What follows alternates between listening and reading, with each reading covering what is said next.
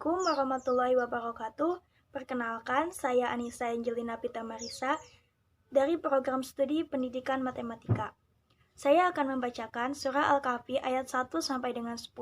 Sebelumnya, saya akan menceritakan terlebih dahulu tentang asbabun nuzul surat Al-Kahfi.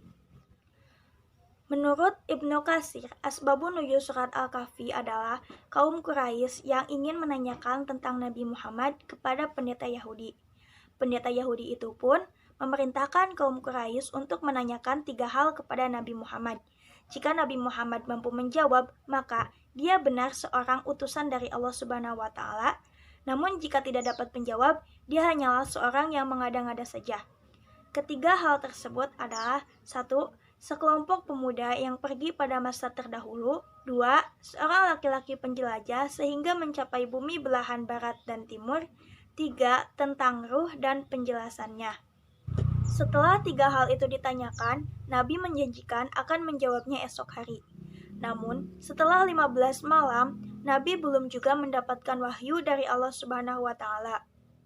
Kaum Quraisy pun menunggu, dan keadaan saat itu menjadikan geger kota Mekah. Nabi sangat sedih karena Jibril tidak lagi datang untuk memberikan wahyu. Dan kesedihan Nabi bertambah ketika mendengar gunjingan kaum Mekah.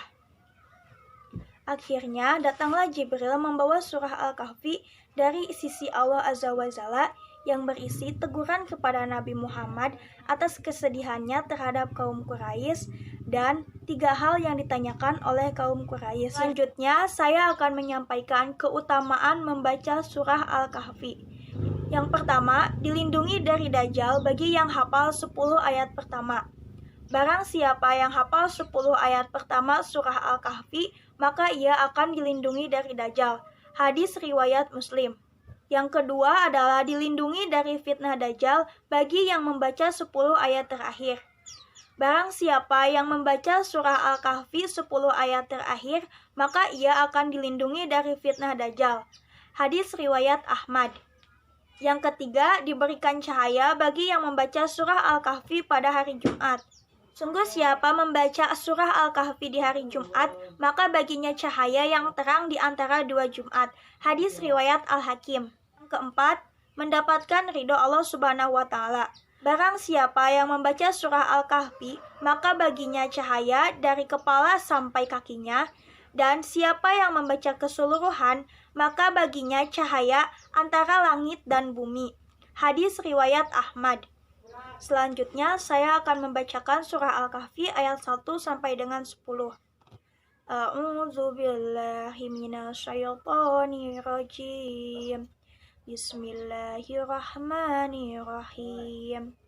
Alhamdulillahilladzi anzala ala abdihil kitab. Ala abdihil kitab wa lam yaj'al lahu iwaja. Qayyiman liyundhira ba'san shadidan min ladunhu wa yubashiral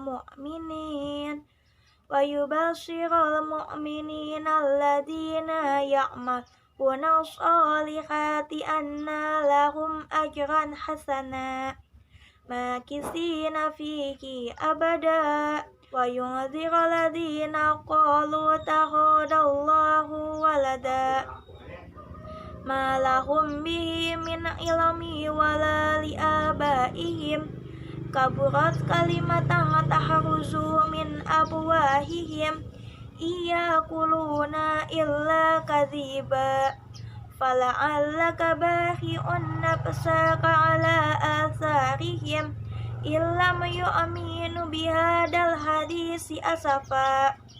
Inna ja'alana ma'alal ardi zinata laha linabluwakum ayyuhum ahsanu amala wa inna laza'iluna ma'alaiha sa'idan zuruza am hasibata anna ashabal kahfi wa raqimi kanu min ayatina azaba id awal fityatu ilal kahfi faqalu rabbana atina min ladunka rahmatan wa hayyi lana min amrina rasyada.